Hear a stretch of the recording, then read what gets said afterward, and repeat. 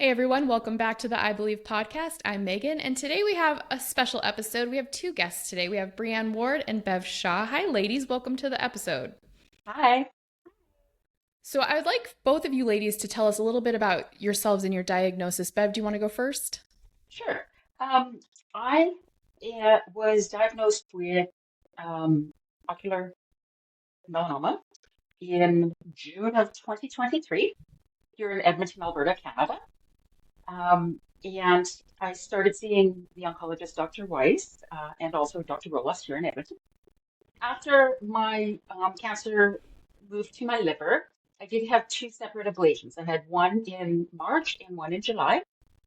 And after the July one, the first MRI showed that there were numerous new tumors as well as two larger ones. And at that point in time, I decided to start Kintrack, which I did start at the beginning of March of this year, 2026. So that's a bit about my journey so far. I'll let Brianne introduce herself and then we can talk about our journey together. Thank you. Yeah. So I was diagnosed in September 2019. It was a couple weeks before my 40th birthday. I like to joke it was like the worst birthday present anyone's ever given me. But I just had some weird kind of changes to my left eye and the vision, so I kind of went and got it checked out. And yeah, they saw a lesion, which I thought was a cut, but they were saying mountain, and I was really confused at the terminology they were using. So then I got myself in a couple days later to see our amazing expert we have here, Dr. Weiss in Edmonton. And yeah, he confirmed it was ocular melanoma. So I think it was like less than a month later, I was getting brachytherapy. So that was October. And then when we got the biopsy back, I was same like that. I was class 2. Yeah, we did the every 6-month scans here in Canada. Our protocol is a little different than I think in the States. So for class 2, we scanned every 6 months, abdominal MRI, and then we were doing a chest X-ray yearly.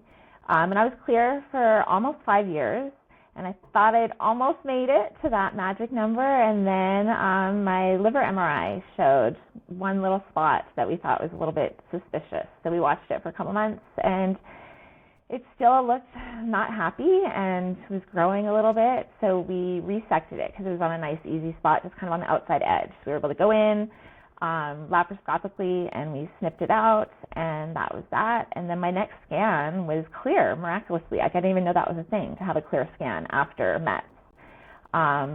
And so I kind of lived life for a few more months, and then my follow-up scan 3 months later, so basically 6 months after my surgery, showed, I think it was a couple, 2 or 3 more METs. But again, these ones are buried in my liver, so surgery wasn't an option at this point.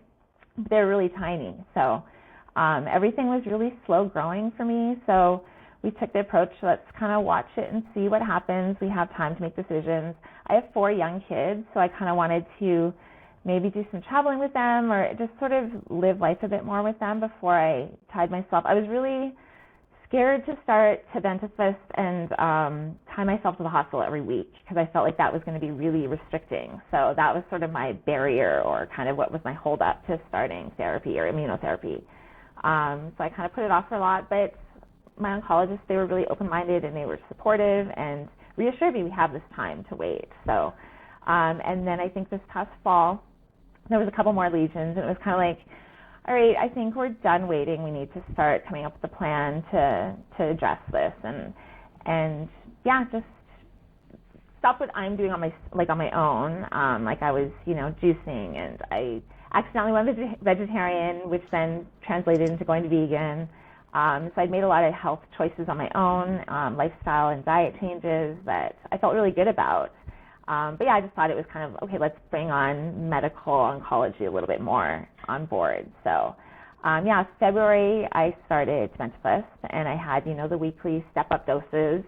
And we normally do the 3 in hospital, but my blood pressure was acting a little weird. So we did 5, but we say like the universe did that just so that Bev and I could have our overlapping dose together, because I was on number 5 and she was on number 1. So yeah, we have the same nurse practitioner or coordinator, I guess she's called. Yes. Who's amazing. We love Jenna. Yes. And so she had she had to kind of follow the privacy stuff, but we were both like, we know who each other are. Like, we know Bev is coming. Bev knows I'm coming. So, like, let's just talk about this openly. It was actually quite funny. And so she couldn't promise that we would be in the same room, but when I showed up, Bev was there, and she had made us matching hoodies, and it was a really awesome experience just to kind of finally meet her in person. So That is really cool. So let's back up for a second. You guys met online first. What did you meet in, like, was it a Facebook group? We met on a Facebook group when I was going through this, or the initial stages of METS and even the initial diagnosis. I tuned into a lot of Facebook groups to kind of get as much information and support as I possibly could. And I did notice that there was one lovely lady from Alberta who always said, "Welcome from Alberta, welcome from Alberta." And then I realized she was just outside of the city that I lived in. And so her journey with METS started not far off of mine when she started the medical oncology part. So I kind of followed it a bit, and then I reached out on Facebook Messenger to ask her all the questions that I needed to ask. Brianne is a lovely lady, very open on Facebook, very open on all of the Facebook groups, but I was able to ask the ones that I wasn't comfortable asking online. So we kind of were talking a bit that way as well. When I was initially scheduled for my first dose of Jet Plus, Jenna had come in and said, "You're in luck. There's somebody else in the city that's getting this." And she unfortunately does have to do another hospital stay. And I have already asked her if she's okay with kind of meeting you and that. And I said, "Is that Brianne?" And she went, "Yes, you know her already." So all of the privacy stuff kind of went out a bit there. So it was really a great thing to hear when I heard I was starting. Yeah, like near misses in the hospitals as we were getting, like, even just with our eye stuff, or like it was like, "Oh, you were just there, I was just there," and like I'm surprised we didn't see each other or whatever. So yeah, it was nice to finally meet you in person after having kind of built this relationship online first. And the hoodie was just as a bribe because she was going to have to spend the night in the same room as me, and I don't know if I snored. However, I was prepared to have some sleep. Didn't happen.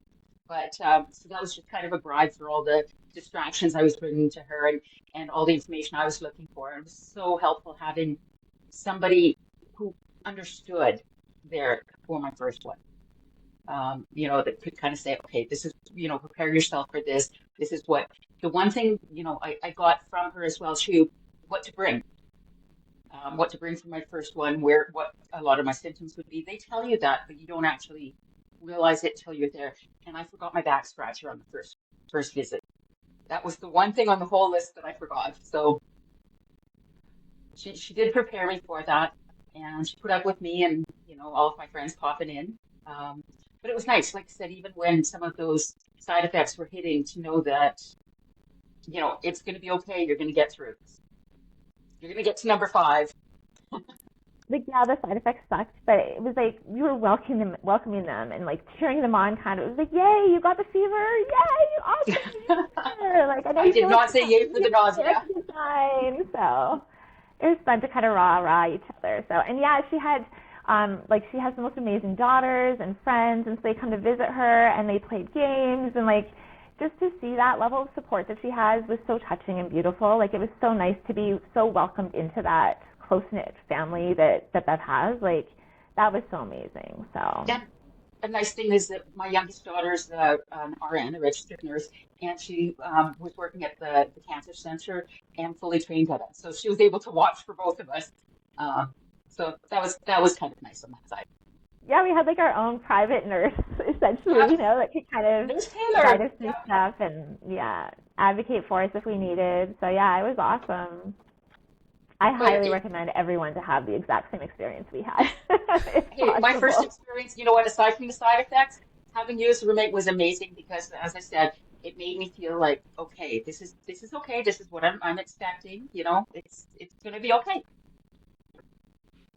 That's such a great testament to what support can do for somebody.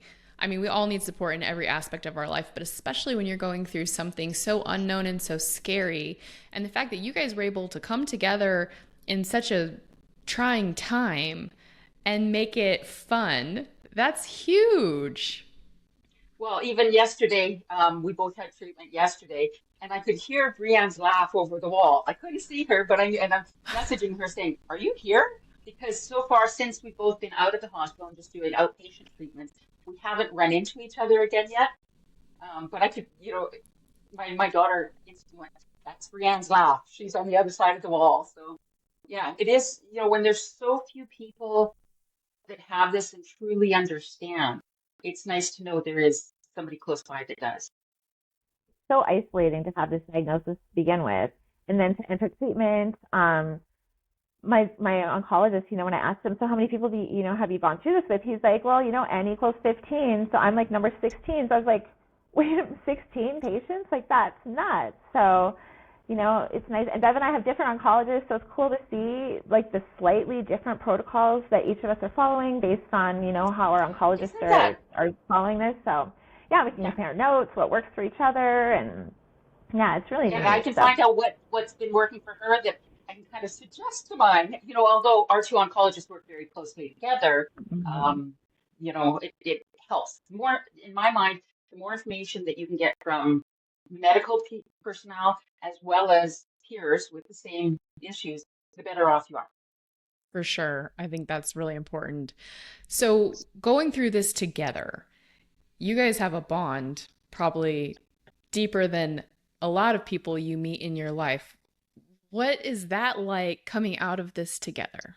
I do feel so connected to Bev, and it's like I want to follow up on her and check in on her, and like I friended her daughter Taylor on Facebook too, because it's like, yeah, I want to stay involved, and yeah, we do feel like, so alone but so together, right? Like, yeah, hopefully our paths continue to cross, and yeah, it was so funny yesterday when I heard this like ding on my phone, and they're like trying to, like, it took 3 tries to get my IV in, and I'm like trying to check who's texting me, and I'm like, oh my god, Tev's over there, like she's just right over that wall. Like, it was just so awesome that, yeah, it's makes it so less lonely feeling or less isolating feeling to know that she's just right there, and I can reach out any time. We could even meet for coffee if we wanted. Like, it's just having that person that understands, and yeah, we And can I, kind of commiserate with, I guess. It makes a huge difference.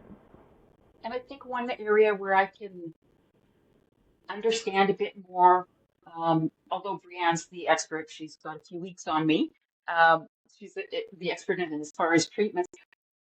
I can understand and really empathize with the fact that she's got more happening than just the treatments. She is the mother of 4 young children, and she is still working full time. So that's so much on her plate that, I truly, Brianna, the grandmother in me just wants to take that off of your plate for you because it's so much to deal with. And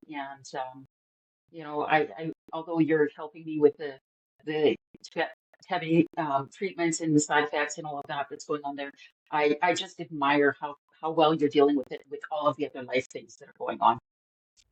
It makes my life look easy, I guess. I don't know. Um, so I think if, I don't know in the States whether there's a lot of people in the same areas that have this, but I do feel very blessed to have somebody close by that we were talking earlier, if we were having system issues, you could just come on over to my house. I mean, I'm sure you're probably maybe 30 minutes away, which is, it's a nice to know. It is nice to know. If something weird happens, I've got somebody I can reach out to that I trust and is in close proximity. I guess I wouldn't have necessarily built the same relationship with somebody who's a little bit further. For me, I'm very much about seeing people in person, and even, texting and things like that. You get the information that you need, but I need to actually see that person. I need to hear their laugh. I need to know that, they're laughing on the other side of the wall. Things like that makes things easier for me. Definitely. It's a different level of bonding. So, like you said, I look taller online, which is the first for me. So, like, You just to be able do, to see her really. in You look a person and lot give her those taller. hugs, and yeah, like, it's just a real live person makes a huge difference to be able to share this experience with, I guess. Like, our partners and caregivers, they're amazing and they're with us every step of the way, but to have that other person that's literally got, the IV in their arm with me, Yeah, we can check notes and like, you mean she left the hospital, I don't know, 5-10 minutes before I did yesterday. So it's like, oh, how's your symptoms tracking? And we're on the exact same schedule kind of. So that's kind of really cool to be living with her, I guess, in that sense. And that's Definitely. nice. Every Friday I look to see whether you're on the same floor as me. That's so cool. I love that you guys have that and you have each other. I think that's so special. And yeah, a lot of people I think don't have that and are probably going to listen to this and say, oh my gosh, how do I find a buddy? I think that would be a really cool way to go about sort of this treatment if possible. So, because yeah, I mean, there's only so much you want to bug your oncologist and your coordinators, and but like yeah, I can text Bev at midnight and just be like, hey, this has been on my mind, or I'm wondering about this, and what do you think, or whatever. And yeah, we kind of can share that sort of knowledge, I guess. So And I would really encourage anybody that is, interested in establishing a relationship like that to even do it through online, through some of the message boards, through, when you find that person that it seems to kind of mirror you, maybe reach out to them and have that one-on-one conversation, offline, like on Facebook or through text or something. So even though for me it's been a godsend to have somebody close by, it's you can also try to build part of that relationship one-on-one with people online because you can get a lot of information, but you need that connection. It's not just information from those websites. That makes a lot of sense. So one of the things you guys mentioned was Brianne was able to give you a list of things you needed to bring to the hospital with you. Do you guys have that list handy? Can you share some of, or maybe just the most important ones, the back scratcher? Tell us about the back scratcher. Why do you need a back scratcher? Well, the worst symptom that I had in the first 4 infusions was the rash and the itchings. And when you're by yourself, when your support person is not there, and you need to get that one little corner of that back, you need that scratcher. And it was fine. Honestly, I felt so comfortable with Brianne from the day that I met her that first time I would not care if I walked over and said, okay, can you get my back? But the next couple, I was with people I didn't know that weren't going through the same situation.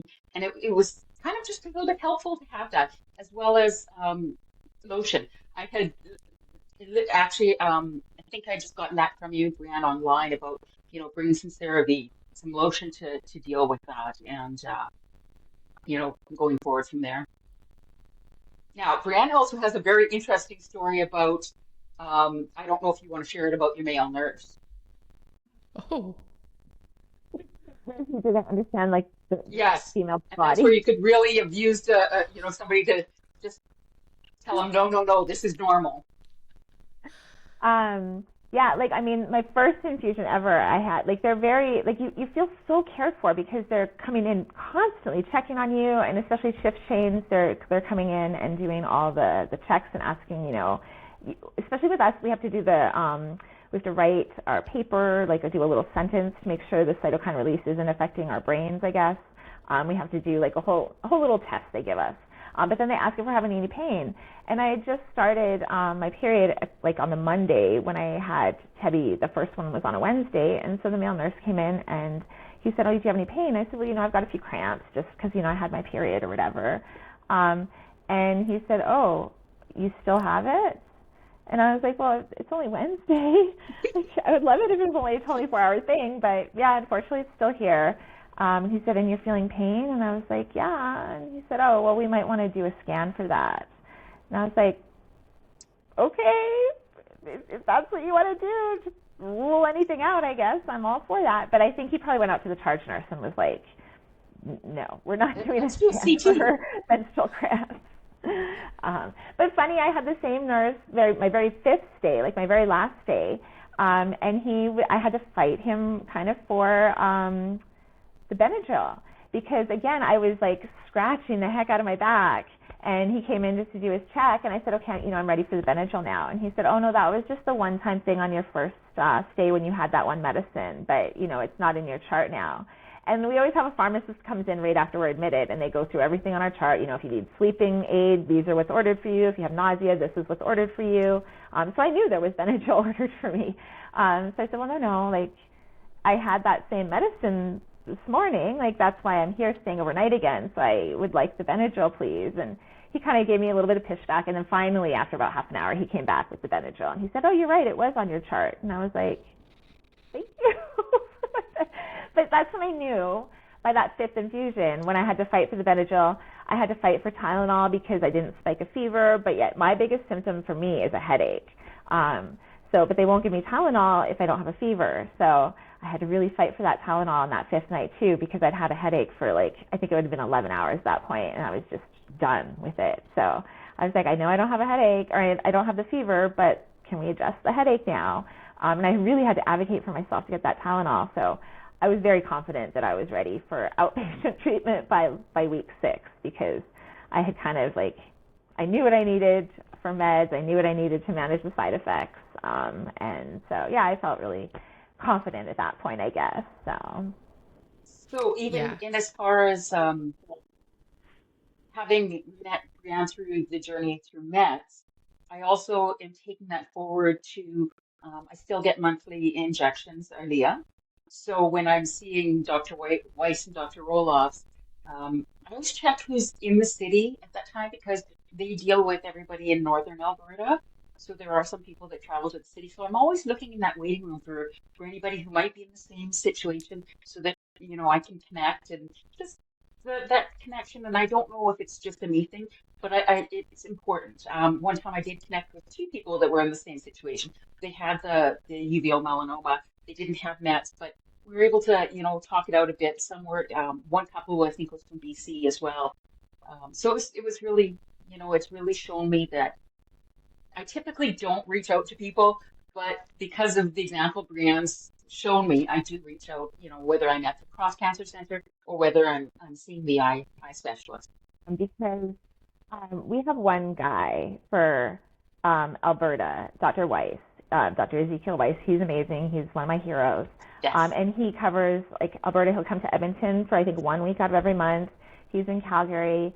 I do think he covers Saskatchewan and maybe a little bit of BC, but I think they do have somebody in BC now. But this is our guy. So we all, most people either travel to Edmonton or some people go to Calgary to see him for their eye treatments. So it's not like we all have our own person in our centers. He comes to us and we kind of go to the closest center to him.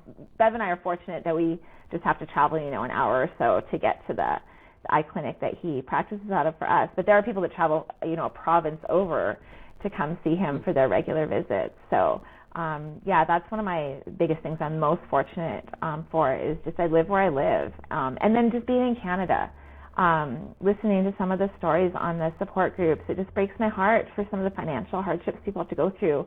And I complain about paying $11 for parking because that's literally sometimes the only fee that I have to pay for these treatments I'm going to. I don't have to pay anything out of pocket, essentially. There's no copay, no nothing. I don't even understand what some of you Americans are talking about sometimes, and it's so sad that this is just another layer of stress that a lot of people have to worry about. And Bev and I are so fortunate that that's just not a Absolutely. reality for where we live. For me, really all I wanted to talk about was the benefit of that connection. Whether it's in person, which we're fortunate enough to have, or whether it's, online through social media, reaching out to that one-on-one. To me, that was the big topic. Yeah, people don't need to be alone in all this. Because yes, it's so rare, right? What is it, 3.5 out of a million or something, 6 out of a million, depending on 6 in a what. million. Yeah, you kind of Google. So yeah, to try and find each other can be hard, but Mm-hmm. we're out here, so there are ways to find each other and connect. And I think once you do, I really resisted that for a long time because you Google the statistics on our mortality rates and stuff, and I thought, well, it's scary to maybe make friends with somebody that's not going to be here much longer or whatever. When you think about it on that side of things. But the level of support you get from these friendships that you're making outweighs any of that kind of trying to self-preserve your heart or your feelings down the road, right? The support is you can't even put a price on that.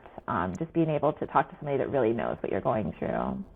And I think that you have to come to it. It doesn't automatically come right at the beginning because, as she said, sometimes seeing people pass makes it hard. I don't want to know too much about people. But then when you come to the realization that you are where you are, there's no prediction of the future, that's when the reaching out and the connecting makes most sense and is of the biggest benefit. So, if you can't at the beginning, that's probably where I was as well.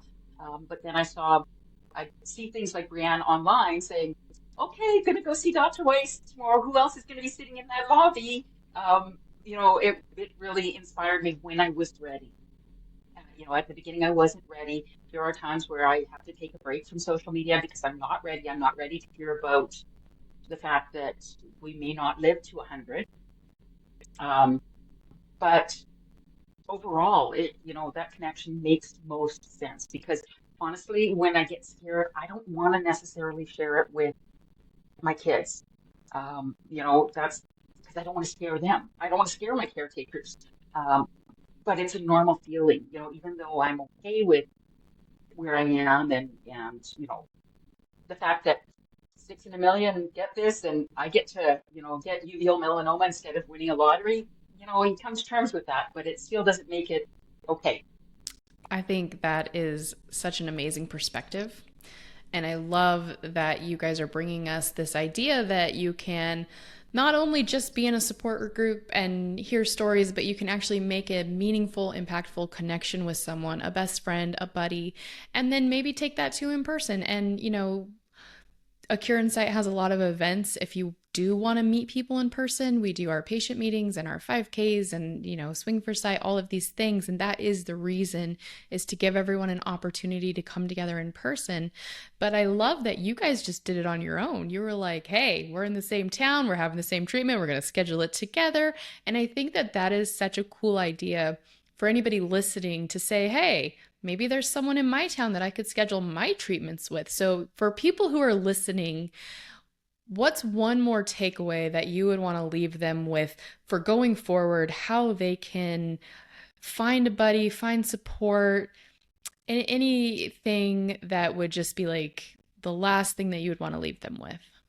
Well, I think for me, I would say you kind of summed it up. A Cure in Sight has all the connections, the resources. I actually did go to one of the events that was in Arizona last year, and it was amazing. I got to meet people. That was the first time I met people in person, besides, the people you're trying to kind of schmoozing with in the waiting room 5 minutes before your appointment. But to actually go to an event that was dedicated to ocular melanoma was incredible and moving and so wonderful, more than I could have ever imagined it would be. So if you can get to one of those events in person, that's amazing. And maybe that helps kind of try and reach out to more people in real life for me. But yeah, I think just the connection. I think we are human beings that thrive on connection with others. So if you get a rare diagnosis like this, it doesn't have to be isolating as it feels. There's lots of us out here that you can find. So A Cure in Sight is one of the best places to start, I would say. And I would tend to second that. There's so much information you can get from a Cure in Sight. I do think that there is a lot of benefits in talking to people, whether it's over, Facebook. I have attended some, Facebook chat groups where we're all online, so you could see the people. For me, there's a lot of that in there too. But also, as much as I believe that you need to have that one-on-one connection, be okay with yourself if you're not ready for that at the beginning. Just ask the questions online if that's what you're comfortable doing.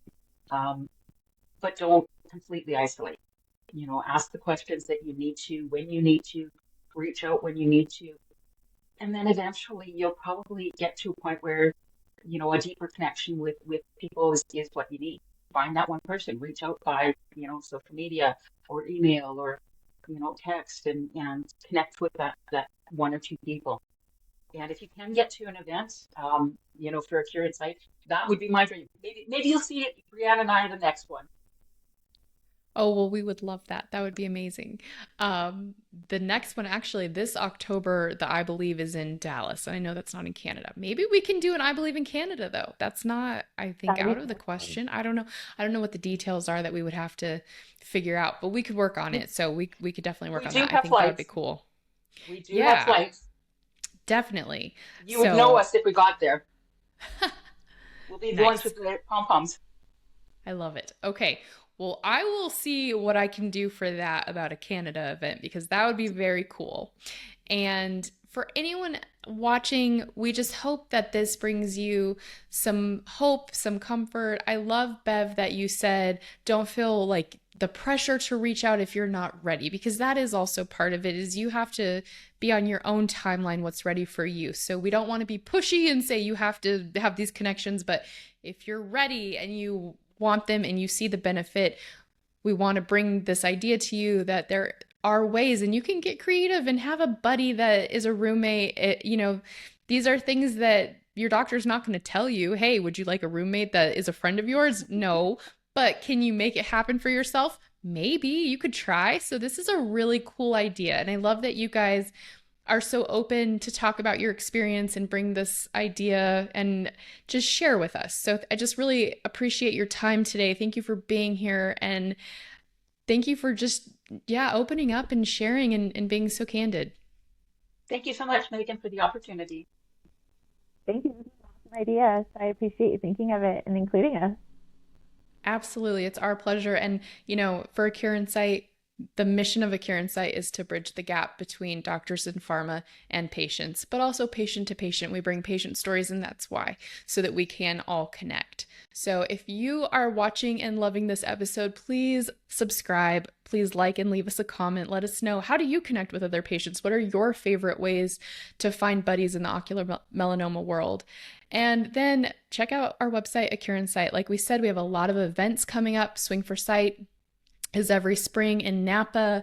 The patient meeting is every October, but it does move. And the reason it moves is because we partner with a hosting physician. And the idea is that we'll hit every area that most patients are going to go for treatment in the US and possibly Canada. We'll talk about this. I don't know if it's a possibility, but I'll try. I'll see what we can do.